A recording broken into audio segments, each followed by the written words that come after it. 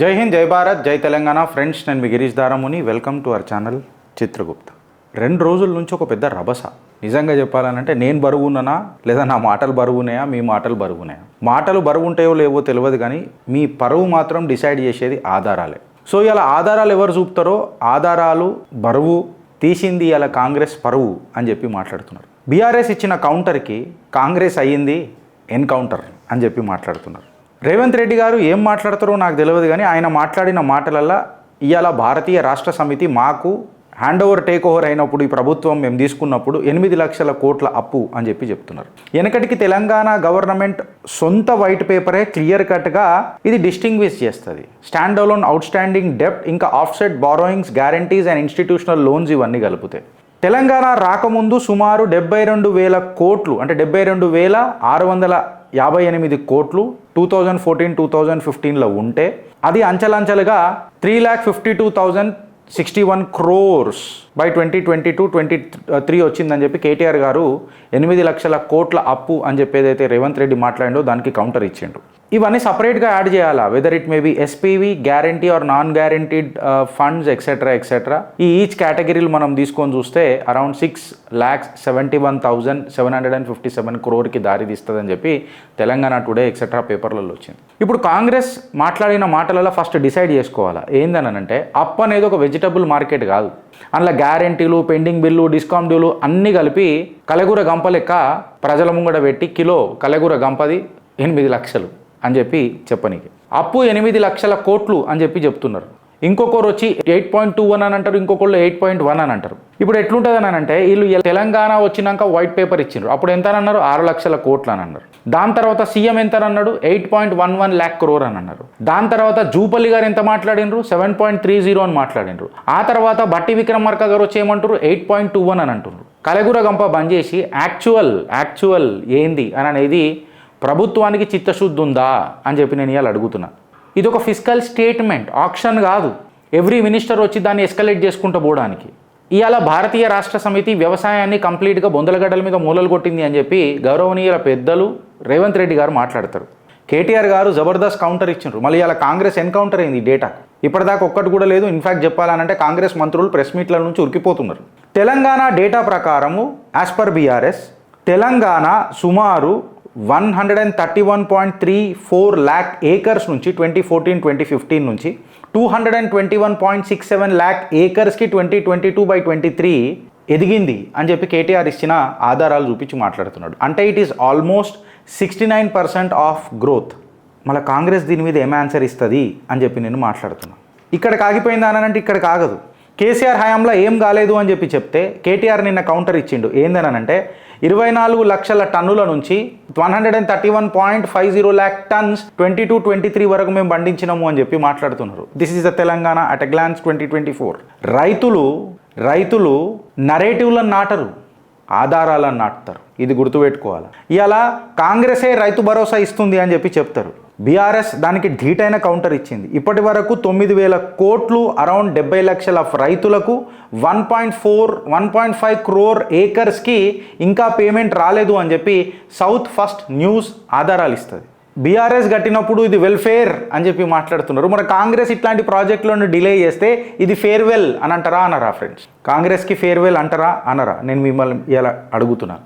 So KTR మాట్లాడిన మాటలకు రేవంత్ రెడ్డి మాట్లాడిన మాటలకు ఏమి డిఫరెన్స్ ఉందో ఇవాళ మనం మాట్లాడదాం. కాంగ్రెస్ తెలంగాణ బ్యాలెన్స్ షీట్ని ప్రజెంట్ చేసే టైంలలో మనకు ఎట్లా అనిపించింది అని అంటే, నిజంగా ఒక స్టాండప్ కామెడీ షో అనిపించింది. ఒక స్టాండప్ కామెడీ షో ఎందుకు అంటున్నానంటే, ఒక క్యారెక్టర్ వచ్చి 3.5 lakh crore అని అంటారు, ఇంకొక క్యారెక్టర్ ఆ క్యారెక్టర్కే మీసాలు పెట్టి ఇది 6.5 లక్షల కోట్లు అని అంటారు.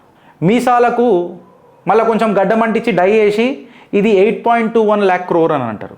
సేమ్ క్యారెక్టర్, మీసాలకు డై. ఇది రాను ఎట్లుంటుంది అని అంటే, హుసేన్ సాగర్లో అలలు వస్తాయి, ఆ అలలు జనరేట్ చేయడానికి కూడా పైసలు అవుతున్నాయి అని చెప్పి ఆ అల్ల పైసలు కూడా పెట్టేటట్టున్నారు ఈ కాంగ్రెస్ కళ్ళల్లో. సింపుల్ కాంగ్రెస్ ట్రిక్ అనేది సింపుల్గా ఉన్నది. అరే భయ్, నువ్వు ఏ కేటగిరీలో ఎంత క్రైమ్ చేసినావు రా భయ్, లేకపోతే ఎంత కామెడీ చేసినావో చెప్పరా భయ్ అని ఇలా తెలంగాణ అడుగుతుంటే వీళ్ళు ఏమన్నా చెప్పగలుగుతున్నారా? ఎందుకనంటే, పబ్లిక్ అప్పు అని అనేది ఒక category, government serviced SPV loans అని అనేది ఇంకో category, guaranteed but self service loans అనేది ఇంకొక category, non guaranteed institutional loans అనేది ఇంకొక కేటగిరీ, పెండింగ్ బిల్స్ అనేది ఇంకొక కేటగిరీ, డిస్కామ్స్ అనేది ఇంకొక కేటగిరీ. కరెక్టా రాంగా నేను చెప్పింది? ఇవాళ కలెగూర గంపలెక్క చేసి కంప్లీట్గా ఒక చూసినవా ఇది బీఆర్ఎస్ చేసిందనంటే మళ్ళీ కాంగ్రెస్ గడివి కింద. ఇది ఎందుకు చెప్తున్నానంటే ఇవాళ కేటీఆర్ కంప్లీట్గా ప్రెస్ మీట్ పెట్టి మాట్లాడిండు చూడు, అందులో నాకు ఒక సారాంశం కనిపించింది. ఏంటంటే ఒక టేబుల్ మీద కూర్చో, ఒక డెఫినేషన్ మాట్లాడు, ఒక డేట్ తీసుకొనిరా, ఒక డేటా తీసుకొనిరా, ఒక మినిస్టరు ఈ కంప్లీట్ తీసుకొని వచ్చి సేమ్ నెంబర్తో మాట్లాడుండ్రి అందరు మినిస్టర్లు కలిపి. అంతేనా కదా? కేటీఆర్ మాట్లాడిండు ఏంది అని చెప్పి మనం మాట్లాడితే తెలంగాణ రాజకీయాలల్లో ఒక ఆట మొదలైంది. ఈ ఆట లెక్కల ఆట అని చెప్పి చెప్తున్నారు. కాంగ్రెస్ వచ్చి ఏమని మాట్లాడుతున్నారు అంటే ఒకళ్ళు 6 లక్షల కోట్లు అంటారు, ఇంకొకరు మరొక రోజు వచ్చి 7 లక్షల కోట్లు అంటారు, మళ్ళీ థర్డ్ డే వచ్చి ఇంకొక నాయకుడు ఏమంటాడు 8 లక్షల కోట్లు అని అంటాడు. ప్రతిరోజు ఒక కొత్త సంఖ్య చెప్తున్నారు. మళ్ళీ ప్రజలు దీన్ని ఏమనుకోవాలా? ఇది ఆర్థిక శాస్త్రమా లేకపోతే ప్రెస్ మీట్ల క్యాల్కులేటరా? ఇట్లా tick tick tick tick tick ఇట్లా కొడతారు చూడు, ఇది ప్రెస్ మీట్ల క్యాల్కులేటరా అని చెప్పి నేను అడుగుతున్నా. ఇలా కాంగ్రెస్కి కేటీఆర్ వేస్తున్న సూటి ప్రశ్నలు సారాంశం తీసుకొని మాట్లాడితే I'm speaking purely from the subjective analysis. I'm not supporting any party, but Congress అనేది ఖచ్చితంగా ఈ ఆన్సర్లు ఇవ్వాలి ఈ సబ్జెక్ట్కి. పాయింట్ నెంబర్ 1 ఏంటంటే కాంగ్రెస్ ఏదైతే డెప్ట్ నరేటివ్ అని చెప్పి చేసింది కదా, అప్పుల కుప్ప అని చెప్పి మాట్లాడింది కదా, మళ్ళీ ఇంట్లో బలాలు ఎన్ని ఉన్నాయి, బలహీనతలు ఎన్ని ఉన్నాయి అనేది కూడా మనం చూసుకోవాలి. ఇప్పుడు కాంగ్రెస్ ఏదైతే ప్రధాన రాజకీయం చేస్తుంది చూడు, 10 ఏళ్ల పాలనలో కంప్లీట్ బీఆర్ఎస్ తెలంగాణ యొక్క ఆర్థిక వ్యవస్థను నాశనం పట్టించింది అప్పుల రూపంలో అని చెప్పి మాట్లాడితే కేటీఆర్ కౌంటర్ అండ్ ఆధారాలు. అప్పు చేసినాం, కానీ అప్పు చేసి ఏం చేసినాం అనేది కూడా ఇంపార్టెంట్ కదా. ఎందుకంటే వీళ్ళు అప్పు చేసిరు, ఇద్దరు ఒప్పుకున్నారు. ఇప్పుడు ఇక్కడ పాయింట్ ఏముంటుంది అని అంటే అప్పులు చేసి వీళ్ళు ఏం చేసిరు అని అనేది ప్రజల నిర్ణయం, and that is a political interpretation today. So ఇలా కేటీఆర్ ఏమంటుండంటే మేము అసెట్స్ క్రియేట్ చేసినాం, పైసలు అప్పులు తీసుకొని వచ్చి మేము అసెట్స్ క్రియేట్ చేసినాం. ఇవాళ కాంగ్రెస్ ప్రెస్ కాన్ఫరెన్స్లు క్రియేట్ చేసింది అని చెప్పి చెప్తున్నారు. ఇవాళ బీఆర్ఎస్ పాలనల నీళ్లు, విద్యుత్ సాగు, పంటల కొనుగోలు, రైతు బంధువు, మిషన్ భగీరథ, మిషన్ కాకతీయ, కాళేశ్వరం, పాలమూరు, సీతారామ ఇట్లా క్యాపిటల్ హెవీ ప్రాజెక్ట్స్ నీకు కనిపిస్తున్నాయి. ఇక్కడ కాంగ్రెస్ కాడికి వచ్చేసరికి ఏమైపోయిందిరా భయ్ అని అంటే నువ్వు మళ్ళీ ఫీజు రియంబర్మెంట్ ఇచ్చినావా అప్పు చేసి, పోనీ నువ్వు పెండింగ్ బిల్లు ఏమైనా క్లియర్ చేసినావా, డిఎల్ ఇచ్చినావా, లేకపోతే కేవలం కాంగ్రెస్ సభలకు స్టేజ్లకు పైసలు ఖర్చు పెట్టినావా? అంటే ఇది కేవలం ఇలా కేటీఆర్ మాట్లాడినందుకు కౌంటర్ కాదు, అది ఇన్ఫ్యాక్ట్ చెప్పాలనంటే కాంగ్రెస్ గవర్నెన్స్ మోడల్ మీద డైరెక్ట్గా ఆడిట్ ప్రకటించినట్ట కాదా ఫ్రెండ్స్? నేను ఇవాళ మిమ్మల్ని అడుగుతున్నా. అంటే ఇవాళ కేటీఆర్ మాట్లాడిన మాటలలో సారాంశం ఏం తీసుకోవాలనంటే ఒకటి, అరే భయ్ ఒక టేబుల్ మీద ఒక మనిషి ఒక డేటా తీసుకొని వచ్చి ఒక ఫిగర్ మాట్లాడుండ్రి. ఇది నిజంగా చెప్పాలనంటే లెఫ్ట్ హ్యాండ్తోని నాకౌట్ పంచు కొట్టిండా లేదా? Point number 1. పాయింట్ నెంబర్ 2 కాడికి వస్తే గౌరవనీయ ముఖ్యమంత్రి వర్యులు తెలంగాణను తిట్టడం అని చెప్పి కేటీఆర్ గారు మాట్లాడతారు అని అంటే ఇది రేవంత్ అన్న నోటిలో నుంచి వచ్చిన మాటనే. ఎట్లా అనంటే మాకు తెలంగాణ వాళ్ళని ఉరికిపోతున్నారు మమ్మల్ని చూసి, తెలంగాణకి ఇజ్జత్ లేకుండా పోతుంది అని అంటే తెలంగాణ దివాలా తీసింది అని ఎవరు చెప్తున్నారు? రేవంత్ రెడ్డి చెప్తున్నాడు. తెలంగాణ కాంగ్రెస్లో అభివృద్ధి చెందుతుందని ఎవరు చెప్తున్నారు? రేవంత్ రెడ్డి చెప్తున్నాడు. దివాలా తీసిన దగ్గర అభివృద్ధి ఎట్లా పోతుంది ప్రజాపాలన అనేది నాకు ఇంతవరకు అర్థమవుతలేదు. గాలి పోయింది అని అంటుండు, గాలి కొడుతున్నా అని అంటుండు, మళ్ళీ పొక్కలకేం గాలి పోతూనే ఉంటుంది కదా. పొక్క భర్తీ చేసిండా లేదా అన్నది ఒక పెద్ద క్వశ్చన్ కదా. అంటే ఇవాళ రేవంత్ రెడ్డి తన నడుపుతున్న రాష్ట్రాన్ని ముఖ్యమంత్రి అయి అదే రాష్ట్రాన్ని అవమానిస్తుండా లేదా? ఎందుకంటే ప్రతిపక్ష నేతనే ఇప్పుడు ఫర్ ఎగ్జాంపుల్ అధికార పక్షమే తెలంగాణను విమర్శిస్తుంటే దివాలా తీసిందని ఇది షార్ప్ ఆర్గ్యుమెంట్ అవుతుంది కేటీఆర్ది చాలా. ఇది కేవలం కేటీఆర్ మాట్లాడిండని అనుకుంటున్నారేమో కానీ ప్రజా దర్బార్లా ప్రజా పర్సెప్షన్లా ఇది చాలా పెద్ద మాట అవుతుంది.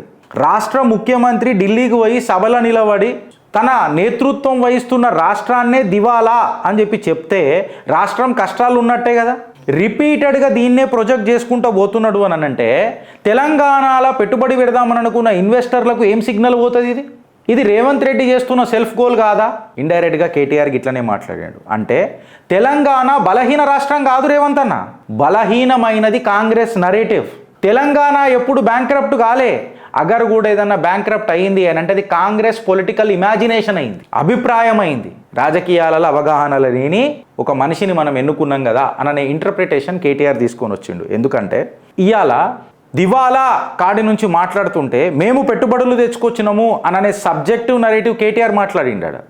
Weather it may be T hub, TS, iPASS etcetera etcetera. డిబేట్ని దివాలా కాడి నుంచి డిగ్నిటీకి షిఫ్ట్ చేసింది ఎవరు? ఇవాళ ప్రతిపక్షమా అధికార పక్షమా? తెలంగాణ యొక్క ఆత్మగౌరవాన్ని నిలబెట్టింది అధికార పార్టీ ముఖ్యమంత్రి స్థాయిలో ఉన్న రేవంత్ రెడ్డా, లేకపోతే ప్రతిపక్ష హోదాలు ఉన్న డిగ్నిటీ మాట మాట్లాడిన కేటీఆర్ అన్నది ప్రజల మధ్యలోకి తీసుకొస్తున్న సబ్జెక్ట్. పాయింట్ నెంబర్ 3 మనం ఇప్పుడు మాట్లాడదాం ఫ్రెండ్స్. ఏందనంటే రైతులపై కాంగ్రెస్ తీసుకొచ్చిన నరేటివ్ ఏందనంటే రైతులు మొత్తము అసలు పంటలు సర్వనాశనం అయిపోయినట్టు, రైతులు ఎవరు కూడా సుఖం లేనట్టు అని చెప్పి మాట్లాడతారు. ఇప్పుడు ఎన్నికల కంటే ముందు కాంగ్రెస్ ఏమని చెప్పింది? రైతు భరోసా అనేది కౌలు రైతులకు సహాయం చేస్తానన్నది, రుణమాఫీ మాట్లాడింది, పంట బోనస్ మాట్లాడింది, రైతు కూలీలకు సపోర్ట్ చేస్తాను కూడా మాట్లాడింది. I right are wrong? ఆకాశాన్ని దాటినాయి అనుముల వారి హామీలు, పాతాళానికి పోయినాయి ప్రజాపాలన ఎవిడెన్సులు, ఆధారాలు. అంటే ఒక పొలిటికల్ అర్థమెటిక్ ఆర్డరీలు నిజంగా చెప్పాలనంటే ఇవాళ రైతు బంధు, రైతు భరోసా డిలే అయిందా లేదా? ఇవాళ కౌలు రైతుల కూలీలు ఇస్తానన్నారు, అది పెండింగ్ అయిందా లేదా? రుణమాఫీ ప్రతిసారి ముఖ్యమంత్రి మాట్లాడుతున్నప్పుడల్లా అంకెలు మారుతున్నాయా లేవా? పంట బోనస్ ఇవాళ సెలెక్టివ్ అయిందా లేదా? రైతు కూలీల హామీ ఇప్పటిదాకా నా కంటికి కనబడతలేదు. ఇలా కళ్ళ కాకులు ఎవడన్నా నాకు చూపిస్తే మంచిగుండు. ఇక్కడ ఏమైందనంటే కేటీఆర్ కాంగ్రెస్ని మారల్ ట్రాప్లో పడేసిండు. కరెక్ట్గా చెప్పాలనంటే కాంగ్రెస్ ఏదైతే రైతు పేరిట అధికారంలోకి వచ్చింది చూడు, ఇన్ఫ్యాక్ట్ చెప్పాలనంటే అధికారంలోకి వచ్చిన తర్వాత రైతుని ఒక ఇన్స్టాల్మెంట్ మోడ్లోకి తీసుకొని వెళ్ళిపోయింది. ఇగో ఇస్తా, అగిస్తా, ఇగో ఇస్తున్నా, అగో ఇస్తున్నా, ఇచ్చుడు దూరం మాట, ఇచ్చుడు దూరం మాట, ఆ మాటనే సచ్చుడు అయిపోయింది. ఇవాళ ఇక్కడ బీఆర్ఎస్ ఏమని చెప్పుకుంటూ వచ్చిందనంటే కేటీఆర్ మాటలల్లా బీఆర్ఎస్ రైతుకు డబ్బు వేసింది, కాంగ్రెస్ రైతు చెవిలో తేదీలు వేసింది, డేట్లు వేసింది అని. మేము పైసలు వేసుకుంటూ పోయినాము, వీళ్ళు రైతుల చెవులల్లా తారీఖులు వేసుకుంటూ పోయిర్రు, తారీఖ్ పే తారీఖ్ అని. Point number 4 కాడికొద్దాం. ఢిల్లీ యొక్క ట్రిప్పులను గురించి మస్తు మాట్లాడాడు ప్రతిపక్ష నేత కల్వకుంట్ల తారక రామారావు. ఢిల్లీ ట్రిప్పులు, ఢిల్లీకి యాక్సెస్లు, మళ్ళీ పాలిటిక్స్ ఇవ్వాలా, తెలంగాణ గల్లీలు ఉందా లేకపోతే ఢిల్లీ డిపెండెన్స్లు ఉందా అనే ప్రశ్నలు ఏమనెత్తిండు. ఏందనంటే కేటీఆర్ మాట్లాడిన మాటలలో ఏందనంటే ఢిల్లీకి పోతున్నాడు ఎవరు? రేవంత్ రెడ్డి. ఢిల్లీలోకి పోయి ఏమంటున్నాడు? మాకు గౌరవం లేదు అని అంటున్నాడు. ఇది మళ్ళీ ఢిల్లీకి పోయి ఏమంటున్నాడు? తెలంగాణ గల్లీలో మాకు గౌరవం లేదంటున్నాడు. అంటే ఇప్పుడు రేవంత్ రెడ్డి మాట్లాడింది తెలంగాణ యొక్క కల్చర్ గురించా, లేకపోతే ఢిల్లీలో తెలంగాణకున్న గౌరవం మీదనా, లేకపోతే కాంగ్రెస్ యొక్క హైకమాండ్ కల్చర్ మీద మాట్లాడిండా? కేటీఆర్ మూడుని ఒకటేసారి పెట్టి ఉల్టా హాత్ పచ్చకడ కొట్టిండు. కరెక్టా రాంగ్? అంటే కాంగ్రెస్ వస్తే తెలంగాణకు గౌరవం లేదు, తెలంగాణ ముఖ్యమంత్రికి గౌరవం లేదు, తెలంగాణ వాదనకు గౌరవం లేదు. ఇన్ఫ్యాక్ట్ చెప్పాలనంటే కాంగ్రెస్ హైకమాండ్ కల్చర్ తీసుకొని వచ్చినాము అని అంటే తెలంగాణ ఆత్మగౌరవాన్ని తాకట్టు పెట్టినట్టే అని చెప్పిండు. ఒక ముఖ్యమంత్రి ఢిల్లీకి పోతే ఒక ఫెడరల్ లీడర్ లాగా కనిపించాలి మనకందరికీ, అంతేగాని వెయిటింగ్ రూమ్లలో కూర్చుంటున్న రీజనల్ మేనేజర్ లెక్క అయిపోయింది మా ముఖ్యమంత్రి ఢిల్లీకి పోయి అనే ముచ్చట కనిపిస్తుందా లేదా కేటీఆర్ మాటలల్లో? కేసీఆర్ ఇండైరెక్ట్గా కేటీఆర్ మాటలలో సారాంశం తీసుకొని మాట్లాడితే కేసీఆర్ ఢిల్లీనే ఛాలెంజ్ చేసిండు, రేవంత్ రెడ్డి ఢిల్లీకి ఛానల్ అయిపోయిండు అనే ప్రస్తావన వస్తుందా లేదా ఫ్రెండ్స్? ఇక్కడ ఏమైపోయిందనంటే తెలంగాణ యొక్క ఉద్యమమే ఢిల్లీ గడీలు బద్దలు కొట్టింది. ఇది గౌరవనీయ ముఖ్యమంత్రి వర్యులు ఆనాడు పార్టీలు మారుకుంటూ ఆయన బిజీ ఉన్నట్టున్నాడు, కానీ అప్పుడు మనకు తెలియదు ఆయన ఉద్యమం ఏందో తెలియకపోవచ్చు. ఎందుకంటే వెంకటరెడ్డి అని కొండా లక్ష్మణ్ బాపూజీ గారితో కంపేర్ చేసినప్పుడే అర్థమైంది ఈయనకు ఉద్యమ ఉత్సాహం ఎంత ఉందన్నది మనకి అర్థమైంది. ఇవాళ రేవంత్ రెడ్డి తెలంగాణ గల్లీ నిడిచిపెట్టి ఢిల్లీకి పోవడం అనేది మళ్ళీ అడ్మినిస్ట్రేటివ్ ట్రిప్పా లేకపోతే పొలిటికల్ గులాంగిరి సింబాలిజమా అనే చర్చ ఇలా కేటీఆర్ తీసుకొచ్చిండా లేదా ఫ్రెండ్స్? తీసుకొచ్చిండా లేదా? జర పాయింట్ నెంబర్ 5కి వద్దాం. ఇందులో కేటీఆర్ ఒక ముచ్చట ప్రస్తావించింది. ఏంది? Metro, L and T, development, land politics. ఏంది గిరీష్ అని అంటే కాంగ్రెస్ ఏం చెప్పింది? మేము మెట్రో టేక్ ఓవర్ చేసినాం ప్రజల శ్రేయస్సు కోసం, ఎల్ఎన్టీ అప్పును మేమే తీర్చినాం అని చెప్పంగానే ఈడ చాకచక్యంగా బీఆర్ఎస్ ఏం చేసింది? 2080 ఎకరాల ల్యాండ్ లూటీ అని ప్రొజెక్ట్ చేసింది, ఫ్రేమ్లో పెట్టేసింది. Political interpretation or political representation ఏమైపోయిందనంటే కాంగ్రెస్ ఎల్ఎన్టీని అక్వైర్ చేసిందా, మెట్రో పరిగెడుతుందా లేదా మనకు తెలియదు, కానీ ఈ 280 ఎకరాల ల్యాండ్ లూటీ స్కామ్ అనేది మాత్రము ప్రజల గుండెలలో గట్టిగా కూర్చోబెట్టేసిండ్రు. మెట్రో టేక్ ఓవర్ని పబ్లిక్ ట్రాన్స్పోర్ట్గా కాంగ్రెస్ ప్రొజెక్ట్ చేస్తే బీఆర్ఎస్ దీన్ని ల్యాండ్ వాల్యూ పాలిటిక్స్గా డిఫేమ్ చేసేసింది. ఎవరిని? కాంగ్రెస్ పార్టీని. వీళ్ళేమో మెట్రోని కాపాడుతున్నామని చెప్తున్నారు. బీఆర్ఎస్ నరేటివ్ ఏమని తీసుకొని వచ్చింది? మెట్రో భూములను దోసుకొదొబ్బుకుంటా కాపాడుకోనికి ప్రయత్నం చేస్తున్నారు వాళ్ళు, అంతే అని చెప్పి ఒక పొలిటికల్ సింబల్ తీసుకొని వచ్చింది. ఇది కేవలం ఒక ల్యాండ్ పార్సల్ అని చెప్పింది. దీన్ని అంతా తీసుకొని సారాంశం చూస్తే మెట్రో ట్రాక్ల మీద మెట్రో ట్రైన్ పరిగెడుతుందా లేదా దేవుడికి ఎరుగు. కానీ ఇన్ఫ్యాక్ట్ చెప్పాలనంటే ఈ 280 ఎకరాల చుట్టూ రాజకీయాలు మాత్రం బుల్లెట్ ట్రైన్లకు అవుతున్నాయి. కరెక్టా కదా నేను చెప్పింది? వీడికి ఆగిపోయిందా అని అంటే పాయింట్ నెంబర్ 6 కాడికి వద్దాం. మళ్ళీ కేటీఆర్ మాట్లాడిన మాటల గారడియా లేకపోతే స్ట్రాటజీయా? మళ్ళా రేవంత్ రెడ్డి మాట్లాడిన మాటలకు ఇన్సల్ట్కి ఇన్సల్టా లేదా నరేటివ్కి కౌంటర్ నరేటివా? పాయింట్ నెంబర్ 6లో చర్చిద్దాం. పాయింట్ నెంబర్ 6లో రేవంత్ రెడ్డిని వ్యక్తిగతంగా టార్గెట్ చేసినట్టు నాకు ఏడనిపించలే. కాంగ్రెస్ యొక్క గవర్నెన్స్ మోడల్ని ఆ కటగరాల పెడతాం చూడు, మనం జడ్జి గారి దగ్గర నిలబెడతాం చూడు, మనము అట్లా బోన్ల నిలబెట్టి బొక్కలకు నీళ్లు పోసినట్టు అనిపించలే. వీళ్ళు తొడగొట్టినరు. నేను తొడపాశం పెడదామే నాయనమ్మ అని చెప్పి ముంగటికి వస్తానంటే వీళ్ళని అదేమంటారు టీఆర్ఎస్ భవన్ దగ్గర అరెస్ట్ చేసిండ్రు. అరే మేము వస్తాం రా నాయన చర్చకు అని అంటే అధికార పార్టీ ఉరుకుడేటి నన్ను చూసినావా నువ్వు? నాకు అర్థం కాదు. పోలీసు వాళ్ళు అరే మేము పోయి చర్చిస్తాం రా నాయన అంటే కూడా అరెస్ట్ చేసిర్రు. ప్రజలకి ఇది నిజంగా చెప్పాలని అంటే ఎవరిని గెలిపించుకున్నాం రా, ఏమైపోయారా తెలంగాణ అని చెప్పి క్లియర్ కట్గా కనిపించింది. ఇది క్లియర్ కట్గా కనిపించింది అని అంటే ఇక్కడ కేటీఆర్ గుణపాలు 3 రకాలుగా దించిండు. త్రిశూల ప్రహార్ చేసిండు. ఎట్లా అంటే ఫస్ట్ డేటా లేయర్లో కొట్టిండు.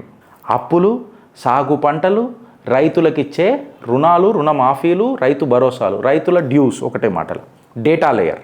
సెకండ్ డిగ్నిటీ లేయర్లకు వచ్చిండు. తెలంగాణ దివాలా రాష్ట్రమా చూపెట్టకట్లా అన్న తెలంగాణ డిగ్నిటీ డిబేట్ తీసుకొని వచ్చిండు.